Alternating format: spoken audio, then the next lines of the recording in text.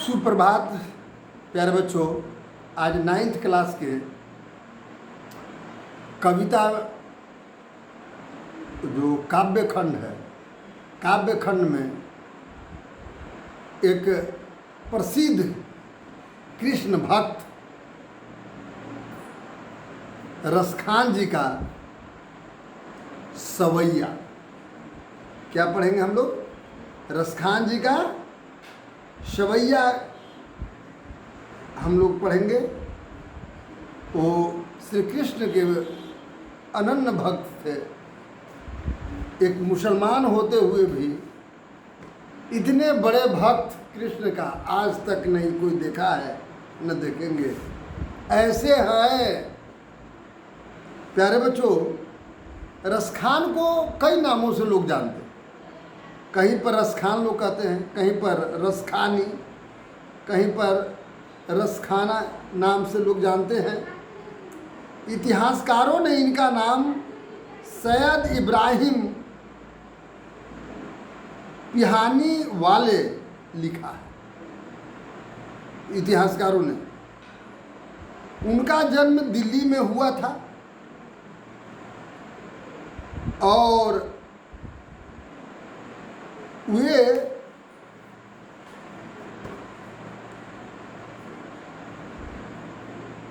मैंने प्रेम वाटिका में 52 दोहे का संग्रह उन्होंने किया और हिंदी का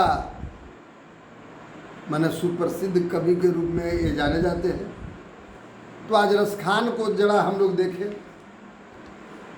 वो किस प्रकार से लिखते हैं सवैया में और कैसे भगवान श्री कृष्ण के अनंत भक्त थे। कहते हैं वो हमेशा भगवान श्री कृष्ण के सानिध्य में रहना चाहते हैं। माने जैसे भी हो मैं भगवान श्री कृष्ण के पास रहूं। कहते हैं मानुष हो तो वही रस खानी, बसो ब्रज गोकुल गांव के ग्वारण। कहते हैं कि हे भगवान, यदि मैं मनुष्य के घर में जन्म लूं तो वही ब्रज गांव में जन्म लूं, वही गोकुल में जन्म लूं और जहां कृष्ण भगवान ग्वाल के बाल सखा के साथ खेलते थे वही गांव में ग्वारन सखा के साथ खेलना चाहता हूँ। और जो पशु हो तो कहाँ बस मेरो चरो नंद की, धेनु मंझारण। यदि मैं पशु के घर में जन्म लूँ, अगर पशु के रूप में मेरे भगवान अगर जन्म देते हैं तो मुझे वही पशु में जन्म दे जो नंद बाबा के गांव, नंद बाबा के घर में जो धेनु है, धेनु माने गाय है ना, वही गाय के साथ मैं चरूं, है ना। नंद बाबा के घर में, नंद बाबा के घर के क्या चीज़ है? गाय के साथ चरने का, या नंद बाबा के घर के गाय में मुझे जन्म हो। अर्थात हर तरह से भगवान श्री कृष्ण के सानिध्य में मैं रहूं। देखो कितना भक्ति है। फिर कहते हैं पाहन हो तो वही गिरी को, जो कियो हरि छत्र पुरंदर धारण। यदि अगर पत्थर घर में मुझे जन्म हो तो मुझे वही पत्थर के रूप में जन्म हो जिस पत्थर को पुरंदर मतलब इंद्र के प्रकोप से बचाने के लिए, है ना, है ना, क्या कहते हैं, वही पर्वत के, गिरी माने पर्वत, वही पर्वत के पत्थर के रूप में जन्म हो जिसमें, जिस पर्वत को, है ना, किसको, इंद्र के प्रकोप से बचाने के लिए अपने अंगुली पर धारण किए थे गोवर्धन पर्वत, अर्थात मुझे गोवर्धन पर्वत के पत्थर के रूप में जन्म हो प्रभु, है ना, पत्थर के घर में जन्म हो। तो वही गोवर्धन पर्वत जो भगवान कृष्ण महाराज इंद्र, भगवान इंद्र के प्रकोप से बचाने के लिए धारण किए थे। और जो खग हो तो बसरो कहीं मिली, कलिंदा के कुल कदम्ब की डारण। यदि पक्षी के रूप में, खग माने पक्षी, यदि पक्षी के रूप में मेरा जन्म हो तो वही कदम के पेड़ पर जो बसेरा करने वाले, बसेरा करने वाले कदम, जहाँ पर भगवान श्री कृष्ण उस कदम के पेड़ पर बैठ करके जो मुरली के तान बजाया करते थे, बजाते थे ना इस तरह के, है ना।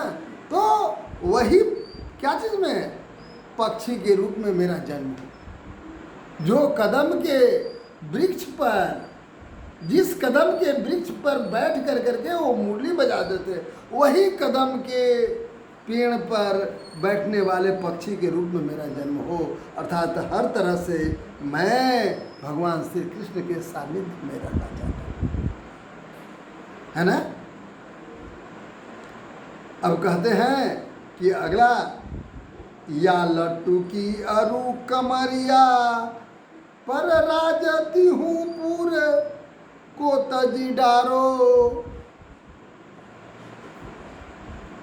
अब देखिए यहाँ कहते हैं कि यदि मुझे उनके लाठी और कमरी मिल जाए, या लट्टू की अरु कमरिया, है ना।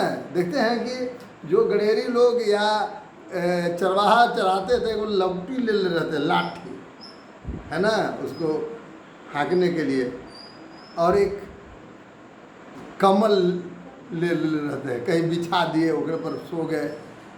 तो इसलिए तो यदि भगवान श्री कृष्ण के अगर वह लाठी जो उसको धारण करते थे, लिए हुए रहते थे वो, और उनका कमल अगर मिल जाए तो ये लेने के लिए एक तरफ वो रख दिया जाए लाठी उनका, और उनका कमल रख दिया जाए, और दूसरे तरफ तीनों लोक का राज को रख दिया जाए। मैं उस राज को, तीनों लोक का राज को त्याग दूंगा, उसको तुच्छ समझूंगा, उसको बेकार समझूंगा। मैं क्या, भगवान श्री कृष्ण के वह लाठी और वह कमलिया को मैं ले लूँगा। फिर आगे कहते हैं, आठहूँ सीधी नव निधि के सुख, नंद के गाई चराई बसारो। यदि एक तरफ 8 क्या चीज, 8 सिद्धि है ना, और 9 निधि मिले। सिद्धि और निधि क्या चीज, सिद्धि प्यारे बच्चों ऐसा चीज कि एक सिद्धियां मिल जाती है तो मनुष्य यहाँ बैठे ही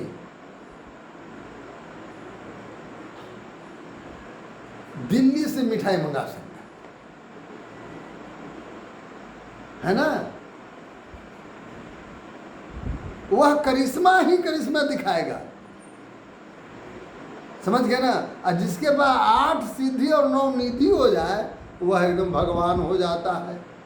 तो वो 8 सिद्धि और 9 निधि रसखान कुछ नहीं चाहते, केवल हमको क्या मिल जाए, नंद बाबा के गाय चराने के लिए अगर केवल मिल जाए तो मैं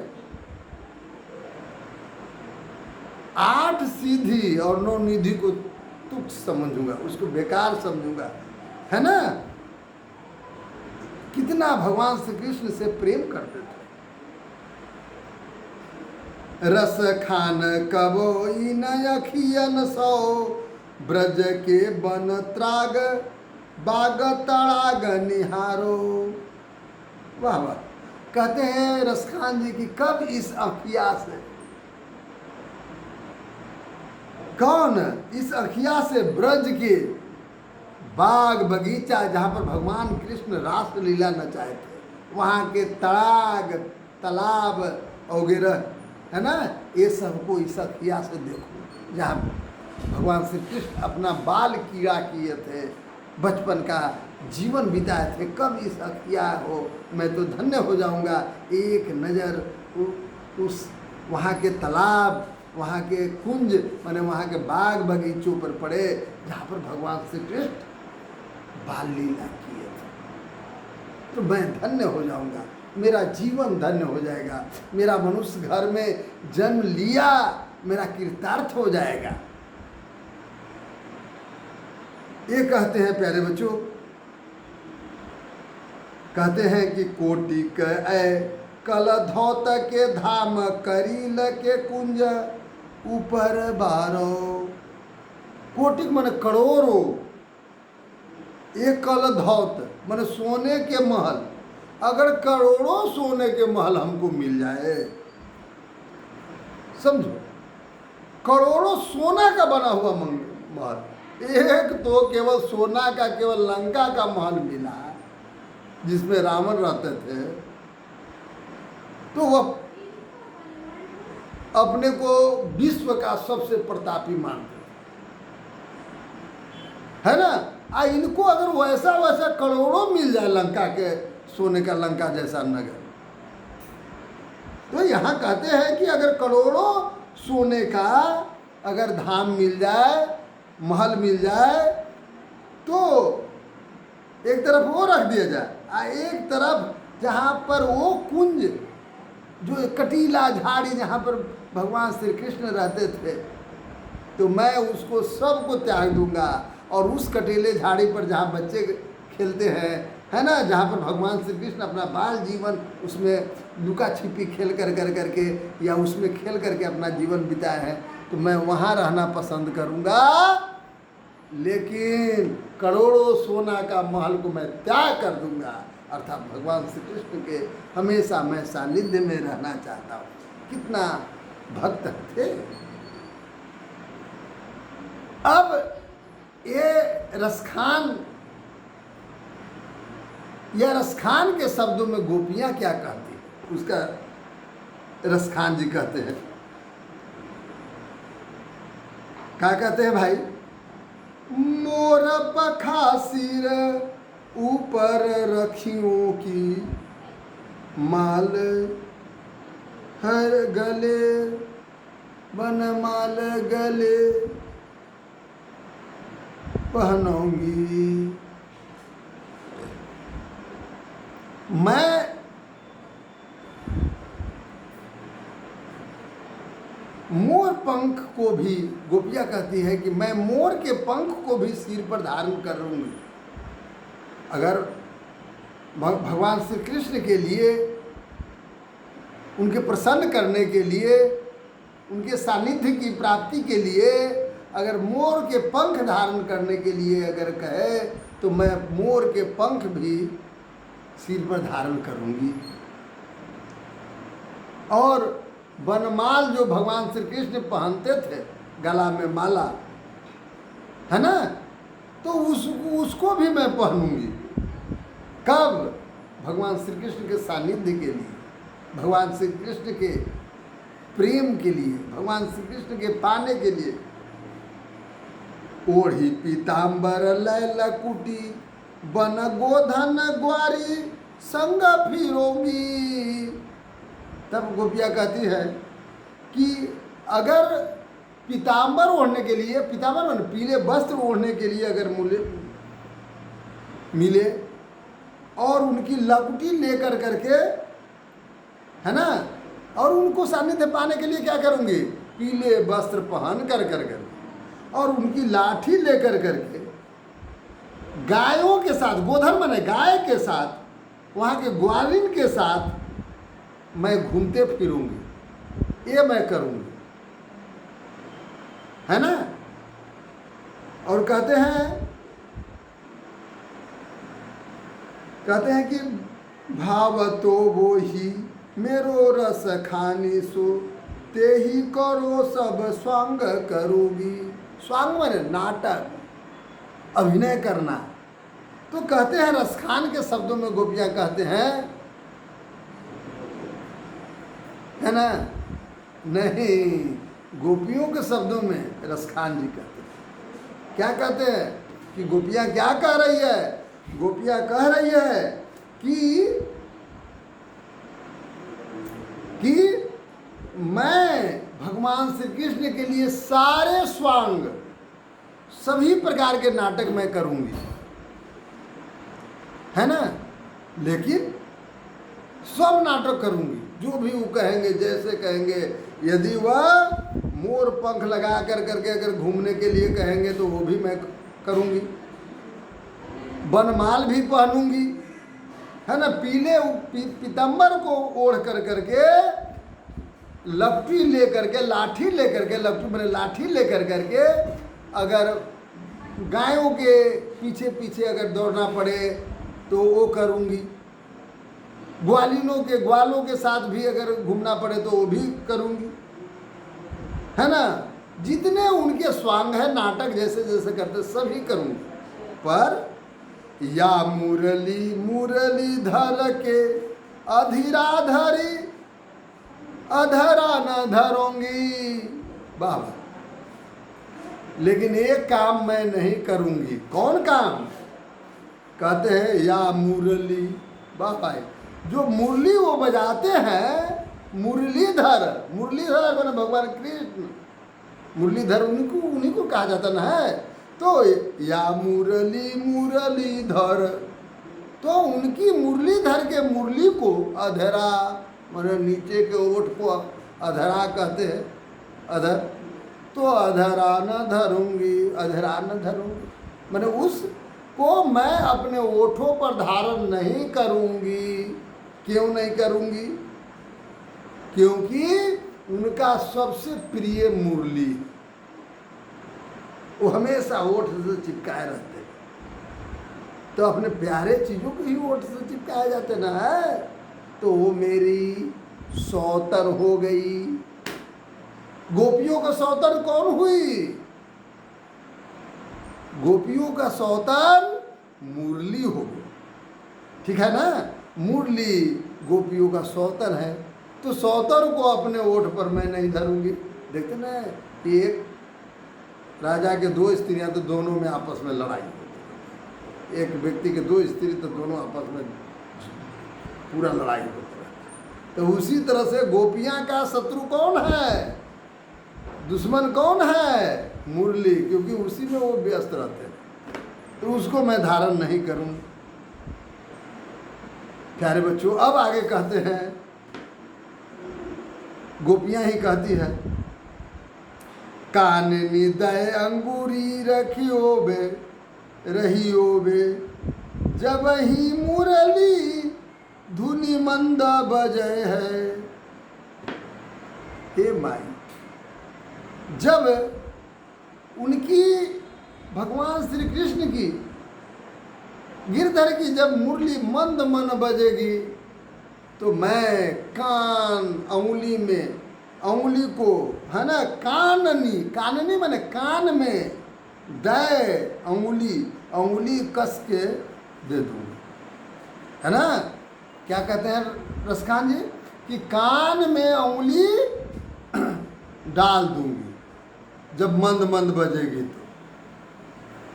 और मोहनी तान सो रस खानी अटाल चढ़ी, गोधन गहे है तो गहे है।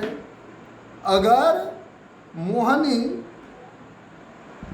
अगर वो उनकी तान, मोहनी तान, अगर मुरली के तान, उनकी मोहनी तान आएंगे रसमा, तो मैं अटालिका पर चढ़ जाऊंगी ताकि मुझे सुनाई न दे। कहाँ चढ़ जाऊंगी?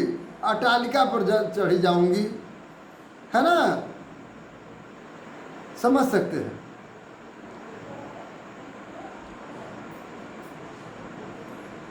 है ना, ताकि उसकी आवाज नहीं सुनाई दे। लेकिन कहते हैं कि गोधन गहे तो गहे, उस अब ये कहते हैं कि माई रे, हे माई तेरी कहो सिगरे ब्रज गोलिन, तेरी कहो सिगरे ब्रज लोगन, काल ही को कितनो समझायो। बाबा, चाहे इस माने ब्रज के लोग मुझे कितनों समझाएंगे, है ना, चाहे, क्योंकि तेरी कहे, कितनों मुझे गलत देखेंगे, तेरी मने तिरछे देखेंगे या गलत दृष्टि से देखेंगे कि ये गलत है, ब्रज के लोग कितनों मुझे समझाएंगे। तो कहते हैं कि मायरी बन मायरी वा मुख की मुस खानी, है ना, मायरी वा मुख के मुस खानी, समरो न जहे न जहे न जहे। लेकिन वह मोहनी उनकी मुस्कान, किनकी मुस्कान? भगवान श्री कृष्ण की मुस्कान। जब भगवान श्री कृष्ण मुस्काते हैं तो मन प्रसन्न हो जाता है। उनकी मुस्कान, भगवान श्री कृष्ण की मुस्कान ही गजब मुस्कान है ना। तो उनकी मुस्कान से मैं रोक नहीं पाऊंगी, क्योंकि वो कितनों मैं करता हूँ, कान में आवाज़ नहीं आए, मंद मंद, लेकिन वो मेरे कान में आवाज़ उनकी मधुरी बांसुरी की, मधुर बांसुरी की आवाज़ मेरे कान में आ ही जाती है ना। उसके तो उनकी मुस्कान इतने सुंदर है कि मेरे याद आ जाते हैं। और मैं न, इसमें 3 बार कहा है, न जय हो न जय हो न जय हो, माने वर्तमान भूत और भविष्य मैं नहीं रुकूंगी, न मैं नहीं रुकूंगी, न मैं नहीं रुकूंगी, मैं चल ही जाऊंगी। किनके पास? भगवान श्री कृष्ण के पास। कौन कहती हैं? गोपियां कहती हैं, ठीक है ना। तो इतने मधुर उनकी मंद मंद जो बजती है, गोपियां नहीं चाहती कि जाए, लेकिन वो भगवान श्री कृष्ण, इसी के लिए तो कहा गया मोहन, मन को मोह लेने वाला, है ना। तो इस तरह के हैं। तो प्यारे बच्चों, समझ सकते हैं कि किस प्रकार से हमारे रसखान भगवान श्री कृष्ण के अनंत भक्त थे। इनकी ये सवैया पढ़ने से तो स्पष्ट होता है कि वह एक मुसलमान कवि या एक मुसलमान इस्लाम धर्म वाले भी भगवान श्री कृष्ण के परम भक्त हो सकते हैं और भगवान श्री कृष्ण को अपना सकते हैं। तो प्यारे बच्चों, इसके बाद सारे क्वेश्चन आंसर कर लेंगे। यदि क्वेश्चन नहीं समझ में आएगा तो आप फ़ोन करेंगे, मैं बता दूंगा। धन्यवाद।